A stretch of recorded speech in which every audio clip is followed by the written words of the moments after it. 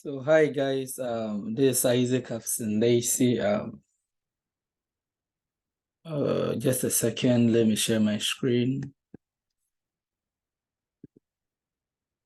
All right, so today we'll be talking about creating a climate for change, risk-taking, and collaboration. Right, so how leaders should be able to create a climate for change, risk-taking, collaboration, and then trust.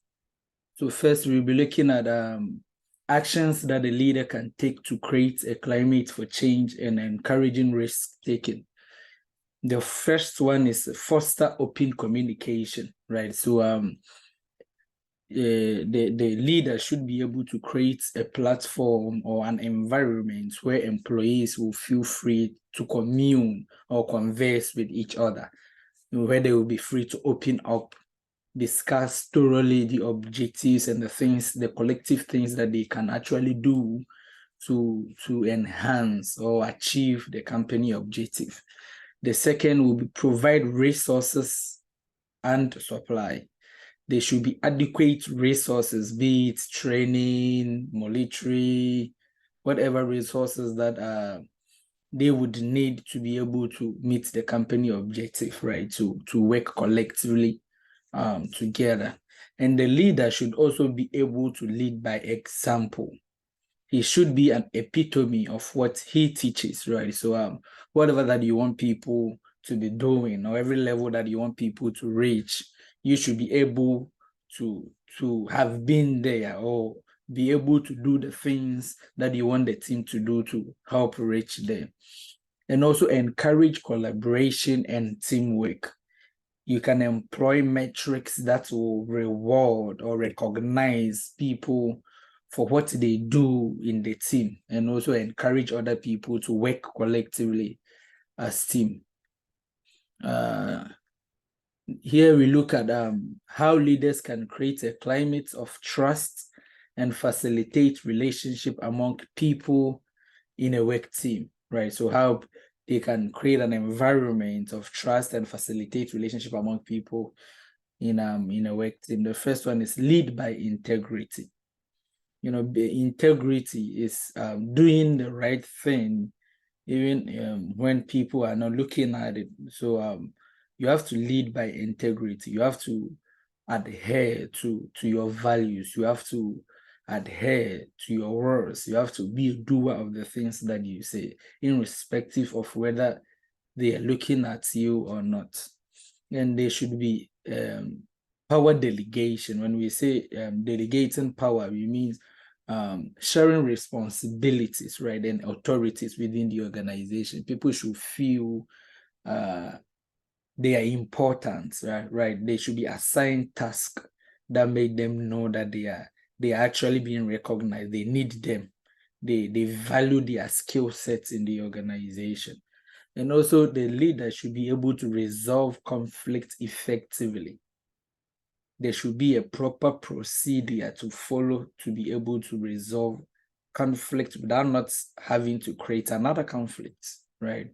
And build personal connections. This is very important because every organization, when we talk about organization, we are talking about people, right? So building personal connections is connecting with people to get the best out of them, to understand them better. And then again, lead by example. Always try to portray or depict to the team what you require of them. Always try to do the things that you say as a leader. Be attractive. Let me put it that way. Be somebody that people would want to follow, right? Because you should be able to influence them positively. The third thing we will be looking at is what leaders can do to show others that they are trustworthy. One of the biggest factor that facilitates a solid team is trust. In every relationship, if every relationship will work, it starts with trusting each other, right? So there should be open communication and transparency. Whatever that you want to communicate, to the team, it should be transparent. They shouldn't feel you are hiding things from them, right? They should be able not to know all your mind, but at least grasp the concepts, right? What you are trying to tell them, and let it be open to them so as to they will be able to help achieve what the organization wants them to do. And then demonstrate competence. Being competent means you can do it, right? So they should see that. They should see in you, like you should be a competent leader, a leader who is always on deck. I can do it. I possess what it takes to do it. So that they would also want to, acquire knowledge and skill sets to help you do it. Be reliable and consistent. Being consistent, doing what you know to be doing again and again and again, and be reliable. When they need you, you are there. When they need your help, you are there. When they need you to provide resources, you are there. When they need you to clarify the objective, you are there. And then listen actively. When they are communicating with you, they have to know you are listening to them. Sometimes we connect more when we know other people can feel what we are feeling, when we know other people can understand what we are communicating. And then keep confidences. When people confide with you with confidential information, you should respect that. Respect other people's views. Respect the confidential information that they give to you. You don't have to spread it out to other people. And then share credit and recognize contributions. When somebody does something in the organization, when they do what they are supposed to do nicely, you are supposed to recognize them. Let them know, yeah, you've done well. This thing that you did, we really concerned to it, and it has helped us reach where we are right now. So they have to be recognized. Give great credit to whom it is due. And then we will look at what leaders can do to demonstrate that they trust others. Now, what can a leader do for others to know that the leader also trusts them? So you delegate authority and responsibility.